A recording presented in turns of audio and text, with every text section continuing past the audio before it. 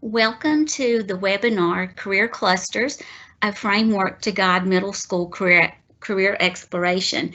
My name is Teresa Rogers and I am a consultant in the Office of Career and Technical Education.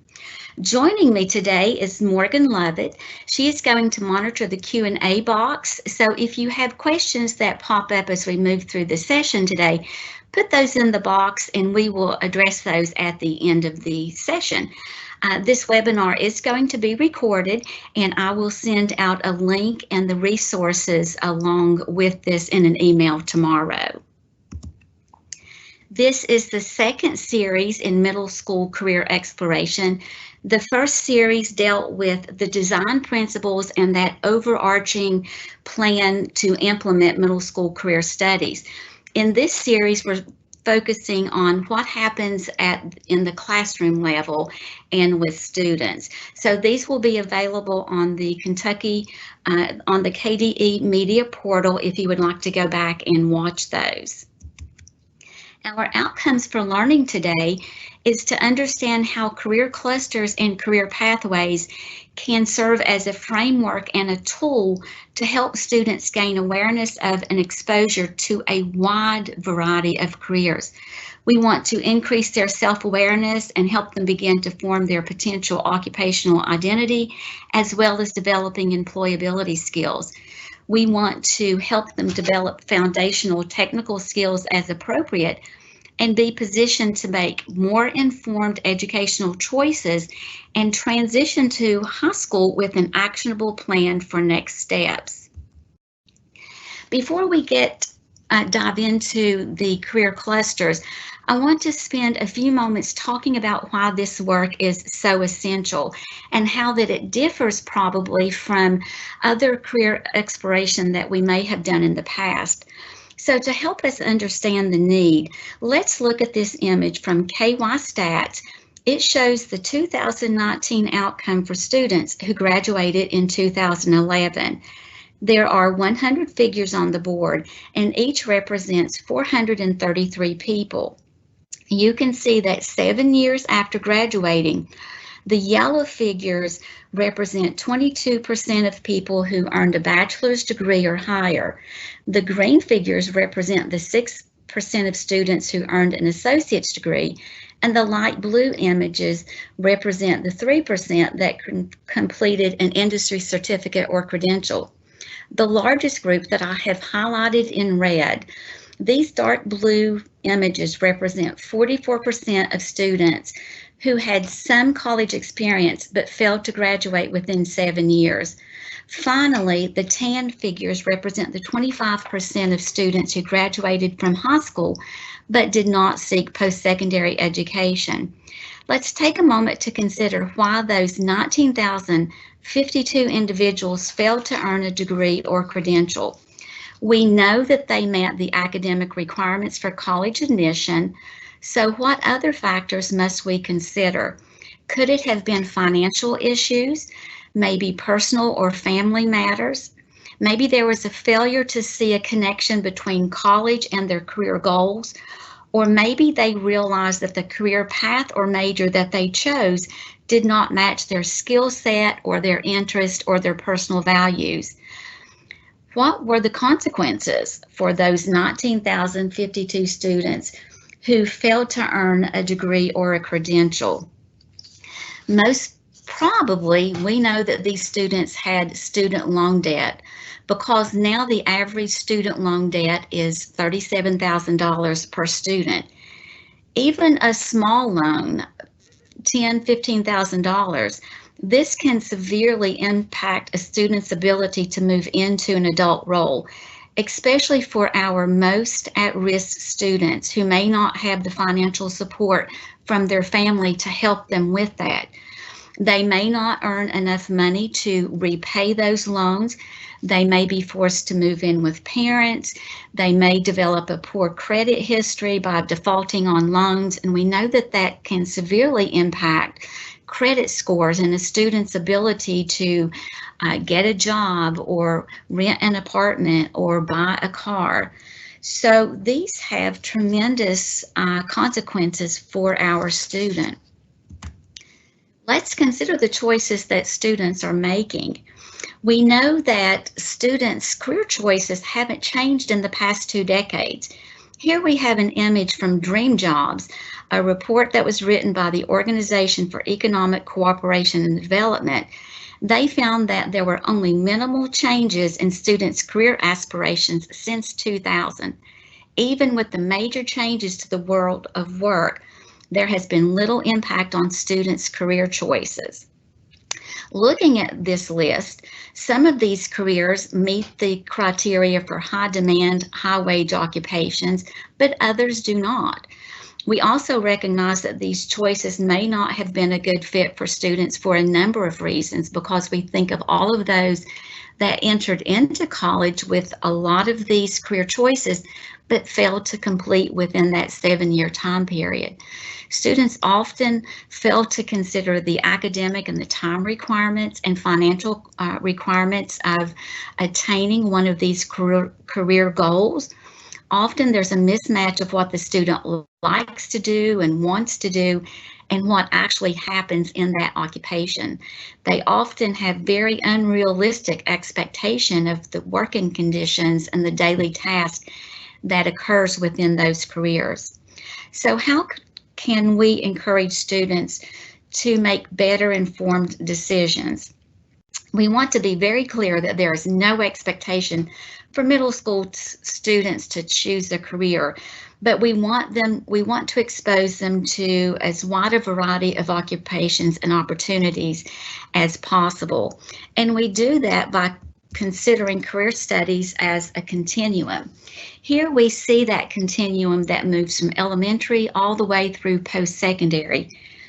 The dark blue bar represents that development as a student progresses from elementary school, just gaining an awareness of careers, why people work. We may introduce a couple career clusters, careers that are visible to them in their community, and we can provide some developmentally appropriate activities to foster career awareness.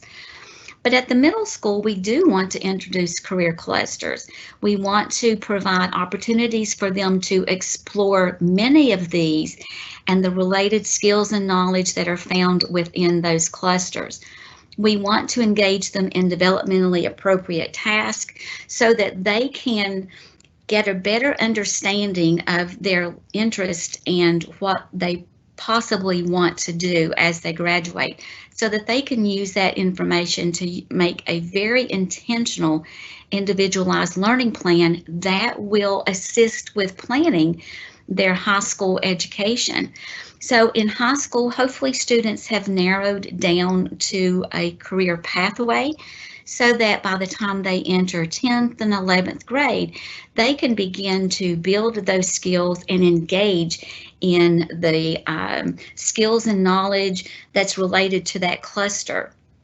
They may have an opportunity to participate in real-world learning opportunities and then determine how that fit is as they consider a career major. Is this something that they want to explore deeper in college or in the workplace?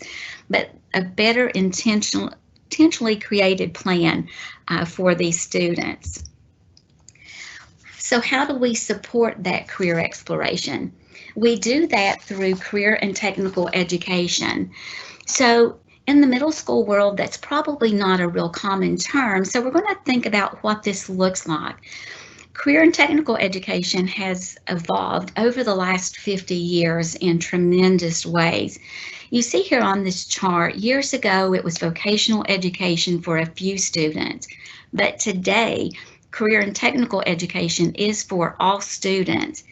Then vocational education was for a few jobs, but today career and technical education is for all careers.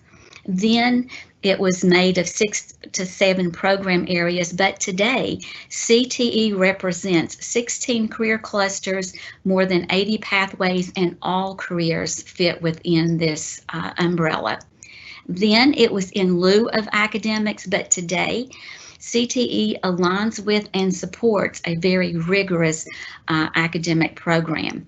Then it was high school focused, but today we know that this begins in kindergarten, that awareness of careers, and it progresses throughout an individual's lifespan as they continue to build their skills towards their career goals.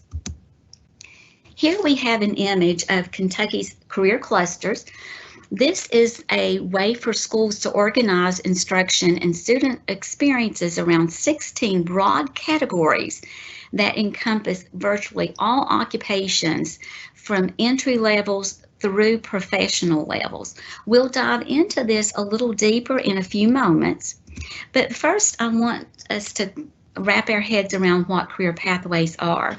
The 16 career clusters are divided into about 80 career pathways. Pathways are a group of careers that share common knowledge and skills. The pathway is also useful because it describes a series of manageable steps that leads to successfully higher credentials and employment opportunities and growing opportunities. And each pathway lists the required general and technical courses for both secondary and post-secondary education. Depending on what pathway students are interested in, this will look different. But here is a template that is used in Kentucky to identify the general education core, the technical core, and then the diplomas, the industry certifications and degrees that students can earn in that technical pathway. So this is an ideal use for students to complete their individual learning plan. We also want students to consider the 1-to-7 job ratio.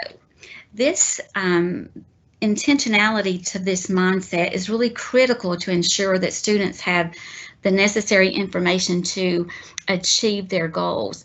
One piece of information that is often missing is this ratio that states that for every occupation that requires a master's degree or more, there are 2 professional jobs that require a university degree, and there are over half a dozen jobs that require a 1-year certificate or 2-year degree.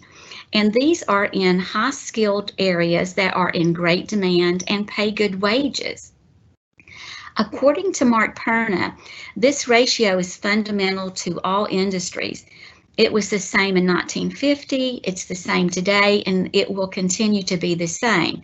Although the whole pie may get bigger as the labor force and economy grows, the ratio will remain pretty much unchanged.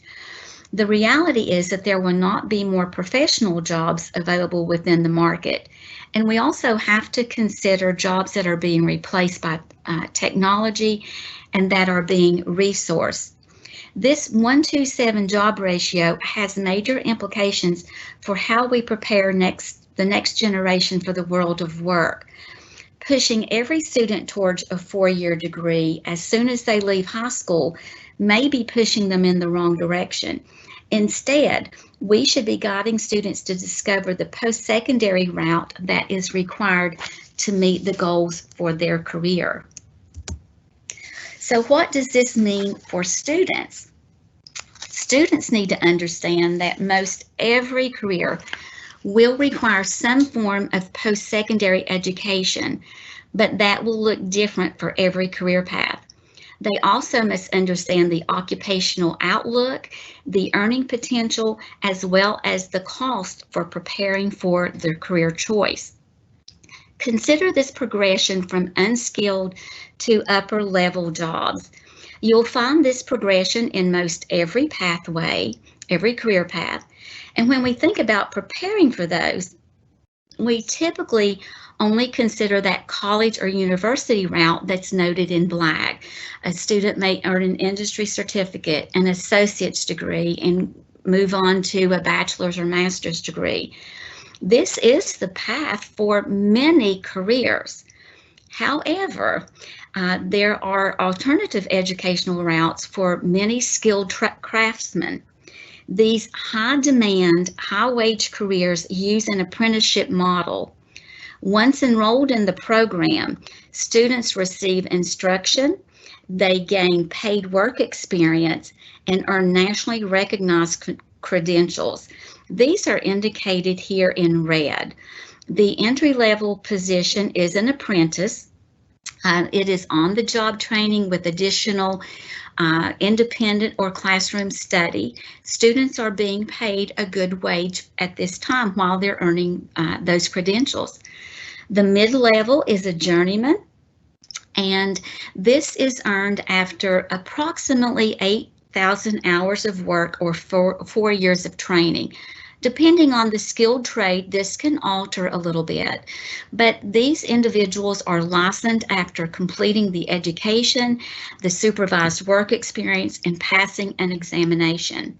Some journeymen in some of the trades have the ability to open their own business, run their own employment, their own business, but depending on the trade, that can vary. Some of the trades require a master's level.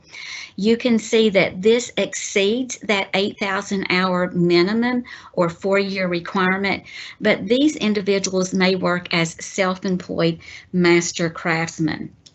So thinking about what your students want to do, some pathways will be that college university route.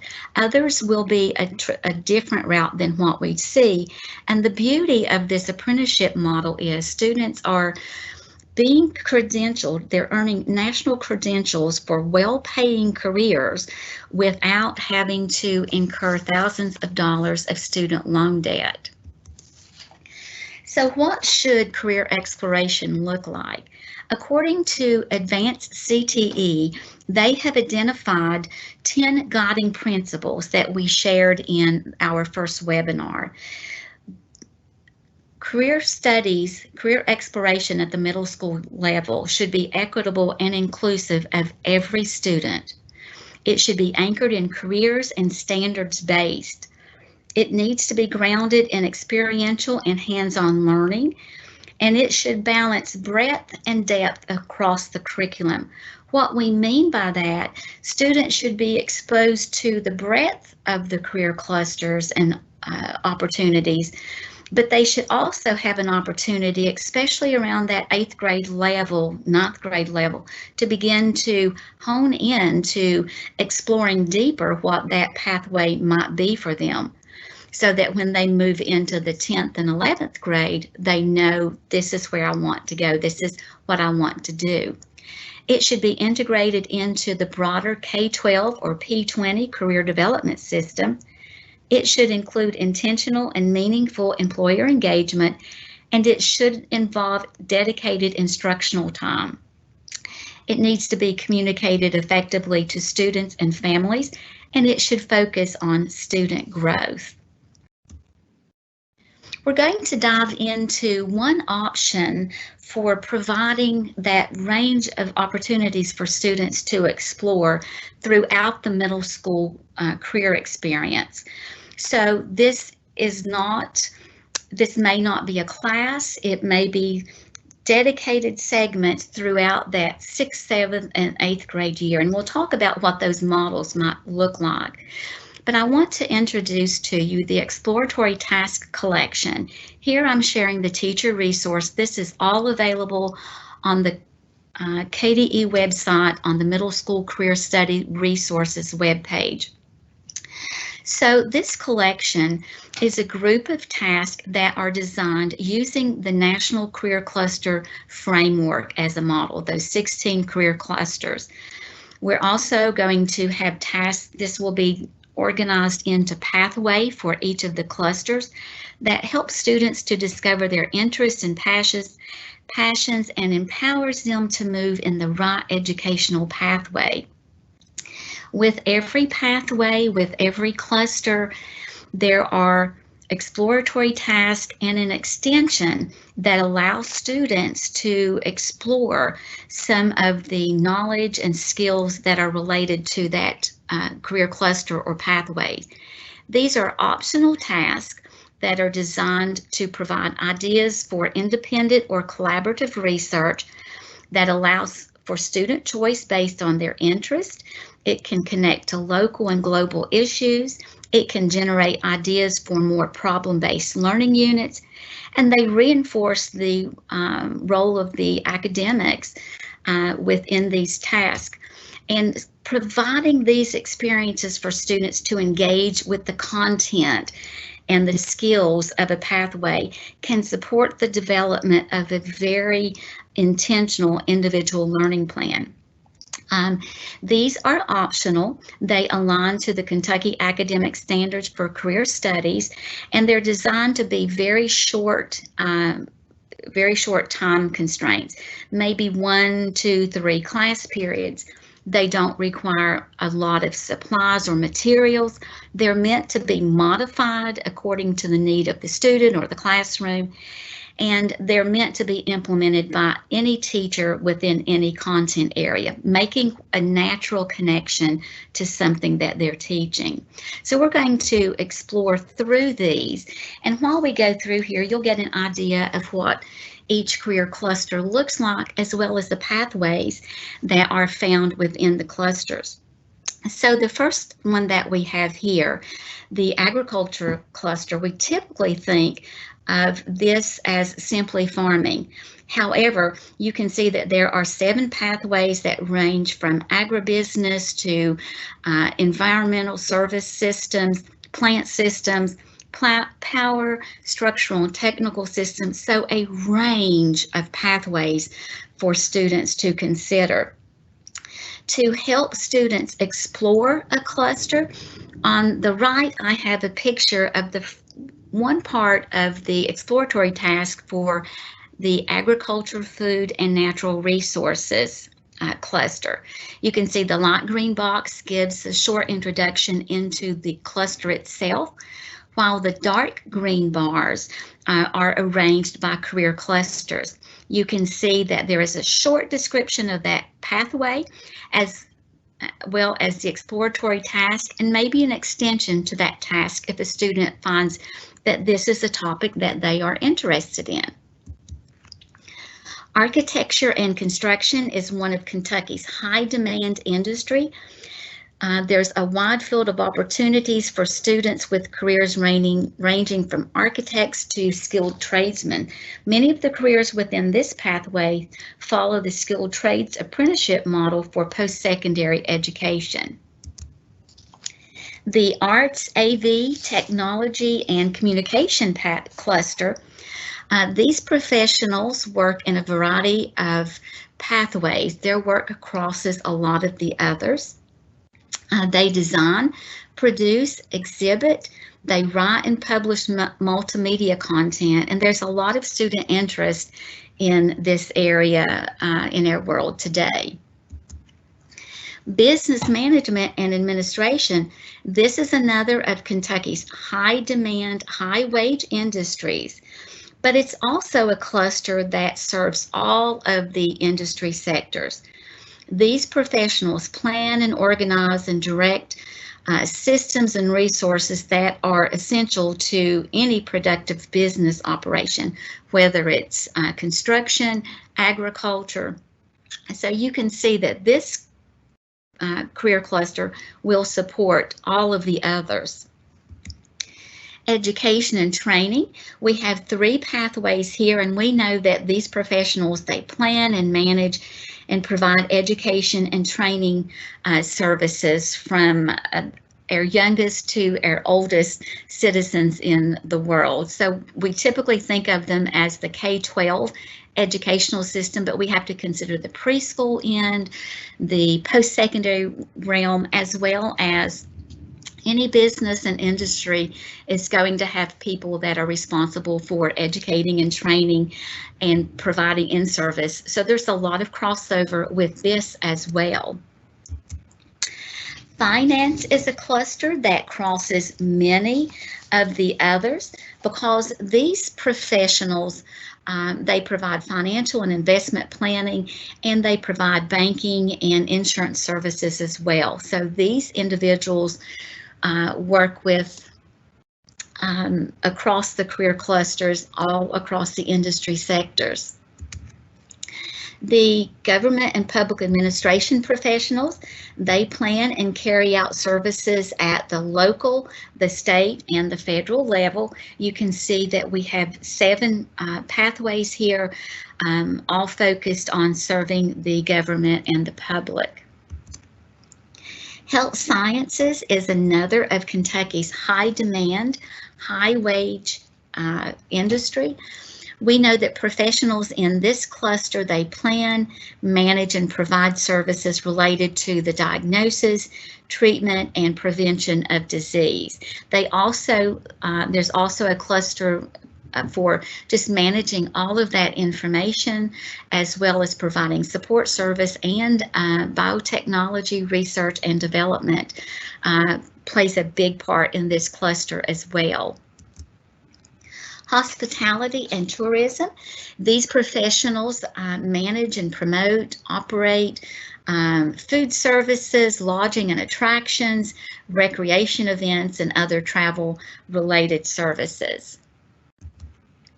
Human services. These professionals provide support to families and human needs such as health and safety. They provide counseling and mental health and wellness education for all of the families and communities. IT, or information technology. This is another of Kentucky's high demand sectors. This is another cluster that touches all of the other business and industry sectors, because these professionals, they design and develop, they support and manage hardware and software, as well as systems for a wide variety of businesses and industries. Law, public safety, corrections, and security. The professionals in this cluster, they manage and provide legal, public safety, and protective services for our communities. Manufacturing is another high demand, high wage cluster in Kentucky. These professionals plan, they manage and process materials into intermediate or final products. The resulting products are used across all of the other industry sectors as they're creating tools and resources for those business sectors. Marketing. These professionals plan and manage and perform marketing activities to promote products and services or ideas across all of the business and industry sectors, so they touch all of the clusters as well. Science, technology, engineering, and math, or STEM.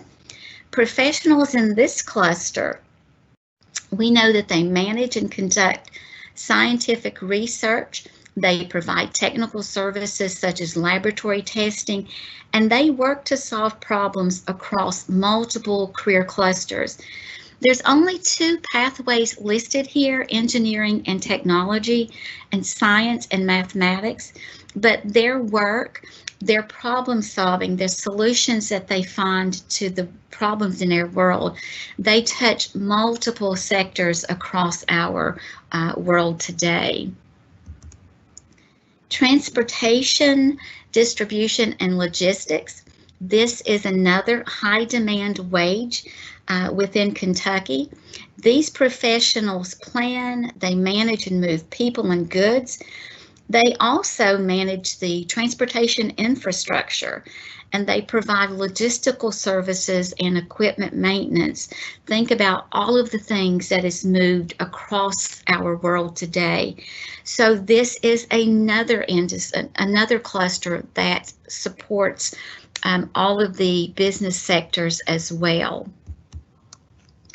So where can all of these things be used? What do we do with these?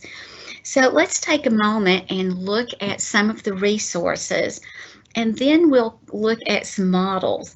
But teachers may choose to use a task that's related to their content area, such as a health science or an agriculture task being used in a science classroom. Think about the study of genetics or DNA that touches both health sciences and agriculture. Think about finance task in a math class.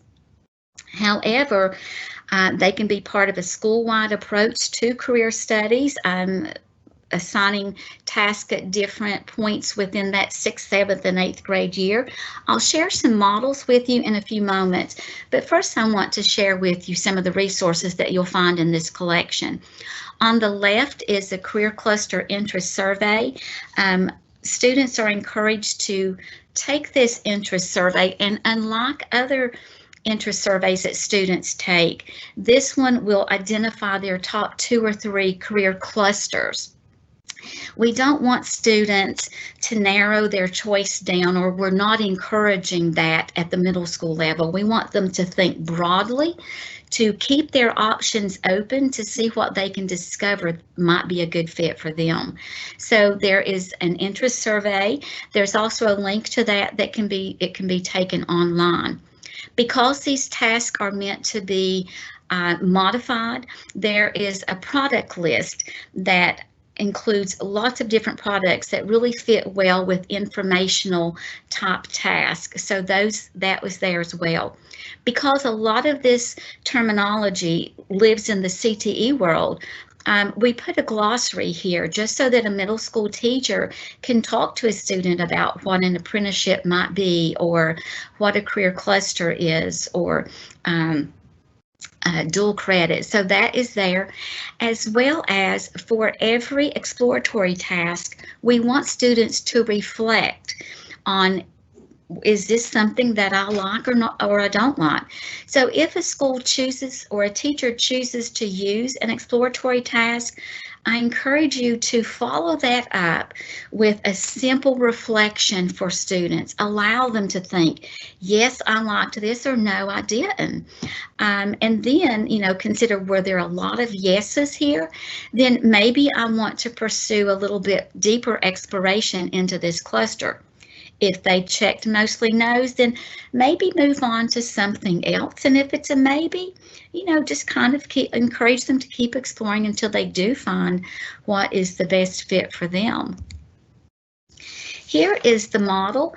This is found in the Planning and Implementation Toolkit for schools, and it's located on the Career Studies website, but this just shows some different models. We've already said that an individual teacher may pull out 2 or 3 tasks to share over the course of their year where there's that natural connection, but a school may choose to take this a little bit deeper and match up a task to a particular content area, so that maybe in the language arts they'll share 3 task over the course of the student's 3 years.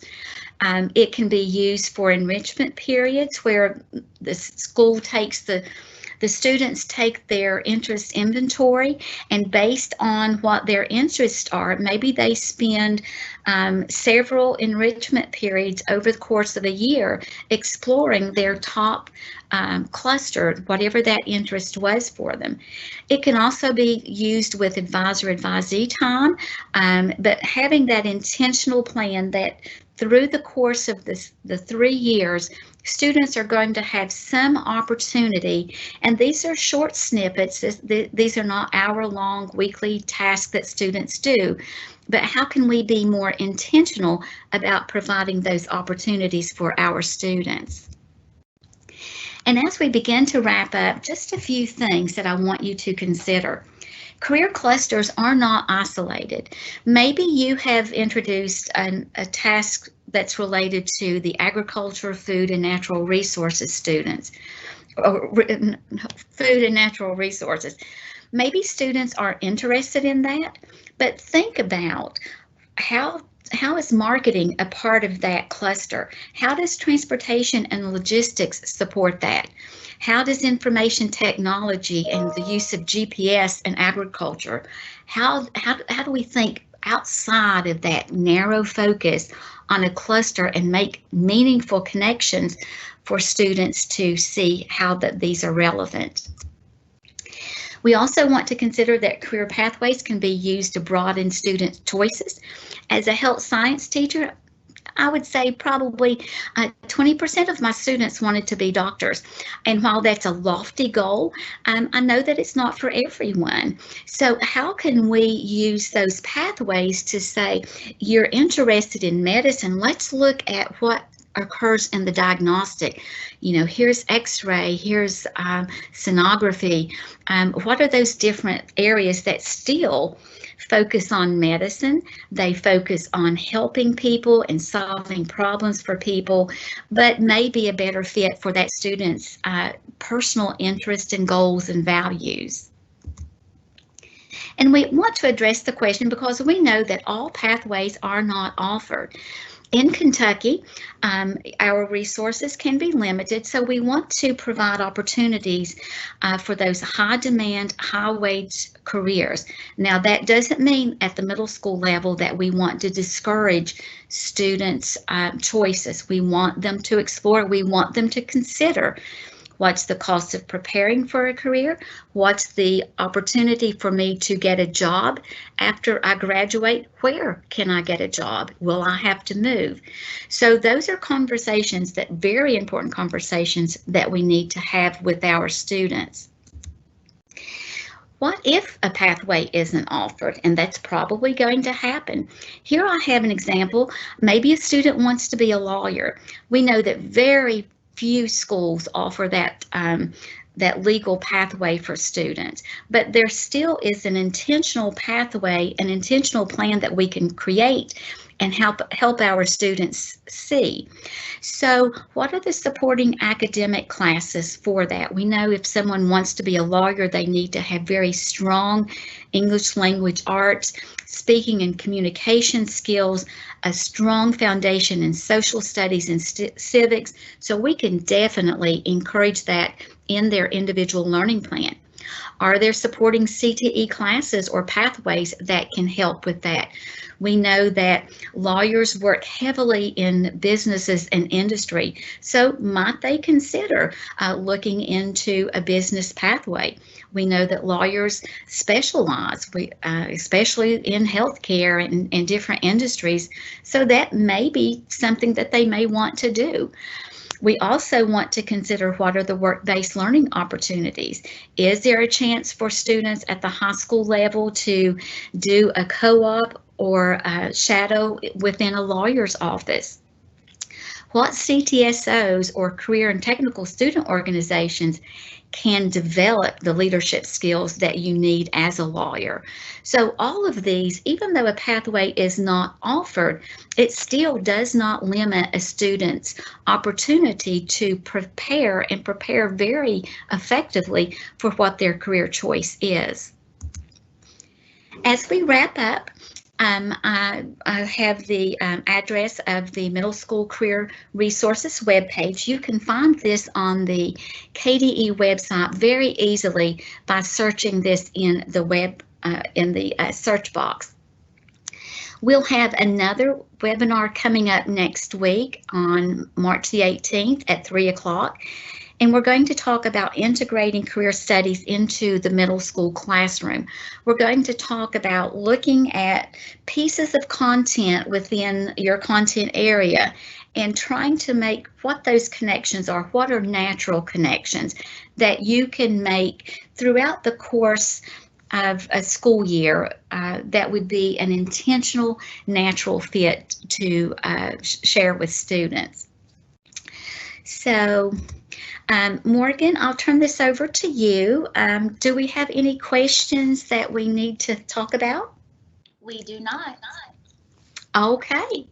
Well, thank you so much. I will be sending out a link tomorrow or Monday with this recording as well as the resources that we've talked about. Thank you so very much, and I hope you have a wonderful afternoon.